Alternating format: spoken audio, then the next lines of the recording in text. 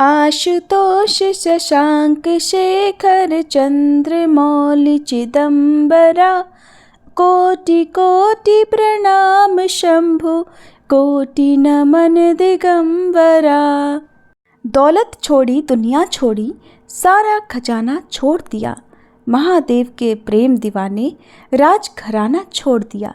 हर हर महादेव, जय भोलेनाथ। प्रिय श्रोताओं, भाइयों बहनों, माताओं और बंधुगणों, आप सभी पर दयानिधि भगवान शिव की कृपा बनी रहे और आप सभी गंगा जी के फैलाव की तरह खूब तरक्की करें।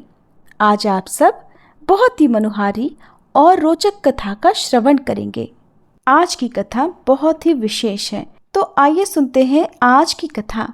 प्रिय श्रोताओं, अगर आपने हमारे चैनल को अभी तक सब्सक्राइब नहीं किया है तो ज़रूर सब्सक्राइब कर लीजिएगा और वीडियो को लाइक भी कीजिएगा, क्योंकि आपका ये छोटा सा प्रयास हमारे लिए बहुत बड़ा और महत्वपूर्ण होता है। तो प्रिय श्रोताओं, अब हम सब सुनते हैं भगवान भोलेनाथ की कथा। पौराणिक कथा के अनुसार अमरावती नगर में एक धनी व्यापारी रहा करता था। दूर दूर तक उसका व्यापार फैला हुआ था। नगर में उस व्यापारी का सभी लोग बहुत मान सम्मान करते थे। इतना सब कुछ होने पर भी वह व्यापारी मन से बहुत दुखी था, क्योंकि उस व्यापारी का कोई पुत्र जो नहीं था।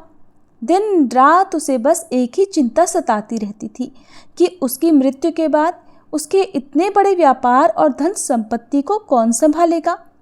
पुत्र प्राप्ति की इच्छा से वह व्यापारी हर सोमवार भगवान शिव की व्रत और पूजा किया करता था। सायंकाल को वह व्यापारी शिव मंदिर में जाकर भगवान शिव के सामने घी का दीपक भी जलाता था। उस व्यापारी की भक्ति देखकर एक दिन देवी पार्वती ने भगवान शिव से कहा, हे प्रभु, ये व्यापारी आपका सच्चा भक्त है। कितने दिनों से ये सोमवार का व्रत और पूजा नियमित कर रहा है। भगवान, आप इस व्यापारी की मनोकामना अवश्य पूर्ण करें। तब भगवान शिव ने मुस्कुराते हुए कहा, हे पार्वती, इस संसार में सबको उसके कर्म के अनुसार फल की प्राप्ति होती है। प्राणी जैसा कर्म करते हैं उन्हें वैसा ही फल मिलता है। इसके बाद भी देवी पार्वती नहीं मानी। उन्होंने बार बार आग्रह करते हुए कहा, हे महादेव, हे प्रभु, आपको इस व्यापारी की इच्छा पूरी करनी ही पड़ेगी। ये आपका अनन्य भक्त है। हर सोमवार आपका विधिवत व्रत रखता है और पूजा अर्चना के बाद आपको भोग लगाकर एक समय ही भोजन भी ग्रहण करता है। आपको इसे पुत्र प्राप्ति का वरदान तो देना ही होगा प्रभु। देवी पार्वती का इतना आग्रह देखकर भगवान शिव ने कहा, देवी, तुम्हारे आग्रह पर मैं इस व्यापारी को पुत्र प्राप्ति का वरदान देता हूँ, लेकिन इसका पुत्र 16 वर्ष से अधिक जीवित नहीं रहेगा। उसी रात भगवान शिव ने स्वप्न में उस व्यापारी को दर्शन देकर उसे पुत्र प्राप्ति का वरदान दिया और उसके पुत्र के 16 वर्ष तक जीवित रहने की बात भी बताई।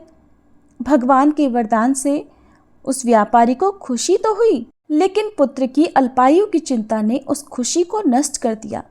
व्यापारी अब भी पहले की तरह सोमवार का विधिवत व्रत करता रहा। कुछ महीने पश्चात उसके घर एक बहुत ही सुंदर पुत्र उत्पन्न हुआ। पुत्र जन्म से व्यापारी के घर में खुशियां भर गई। बहुत धूमधाम से पुत्र जन्म का समारोह मनाया गया। व्यापारी को पुत्र जन्म की अधिक खुशी नहीं हुई, क्योंकि उसे पुत्र की अल्पायु के रहस्य का पता था, लेकिन यह रहस्य घर में किसी और को मालूम नहीं था।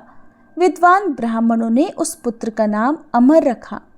जब अमर 12 वर्ष का हुआ तो शिक्षा के लिए उसे वाराणसी भेजने का निश्चय किया गया। व्यापारी ने अमर के मामा दीपचंद को बुलाया और कहा कि अमर को शिक्षा प्राप्त करने के लिए वाराणसी छोड़कर आओ।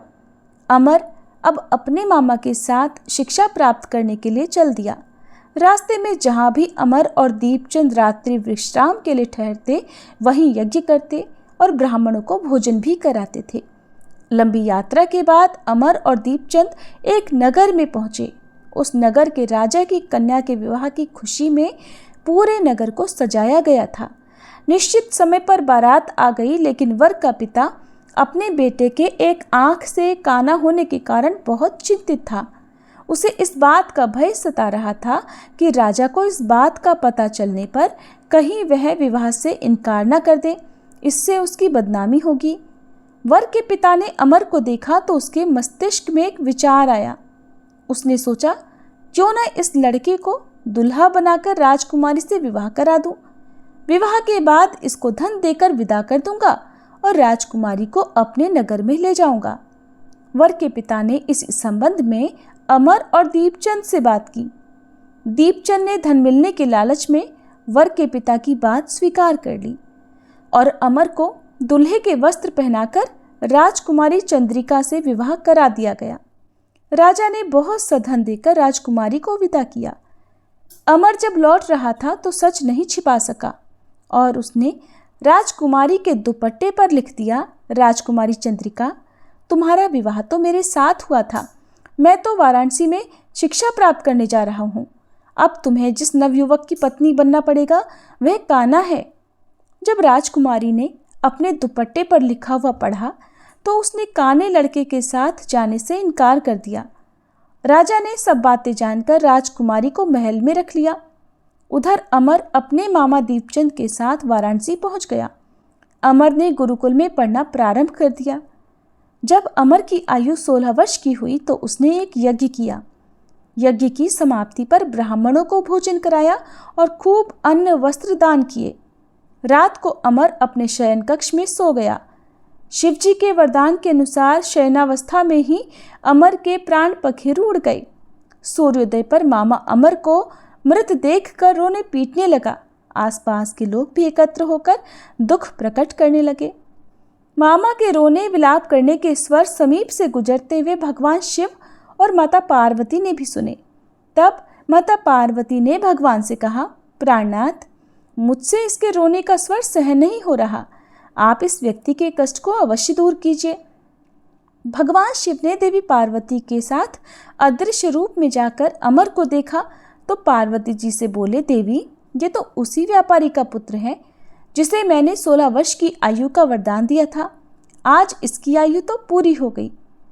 देवी पार्वती ने फिर भगवान शिव से निवेदन किया, हे प्राणनाथ, आप इस लड़के को जीवित कर दीजिए, नहीं तो इस लड़के के माता पिता पुत्र की मृत्यु के कारण रो रो कर अपने प्राणों का त्याग कर देंगे।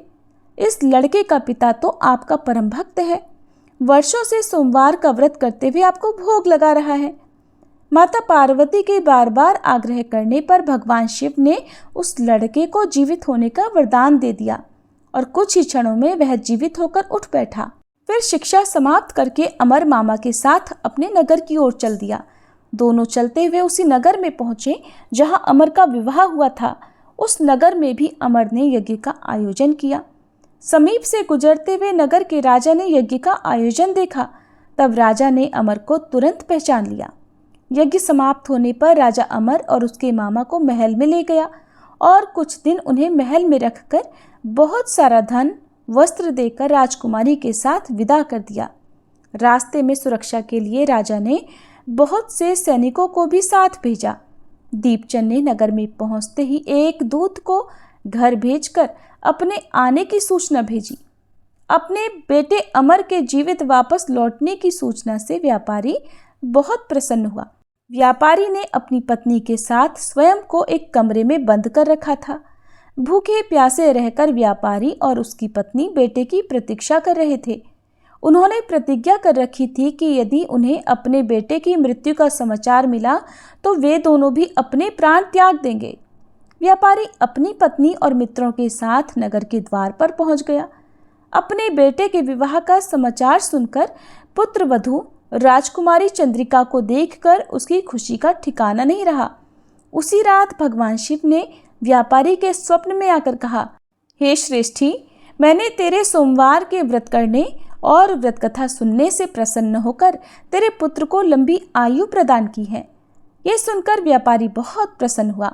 सोमवार का व्रत करने से व्यापारी के घर में खुशियां लौट आई।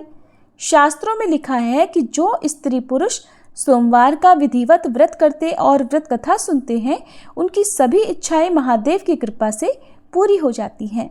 सोमवार व्रत कथा समाप्त।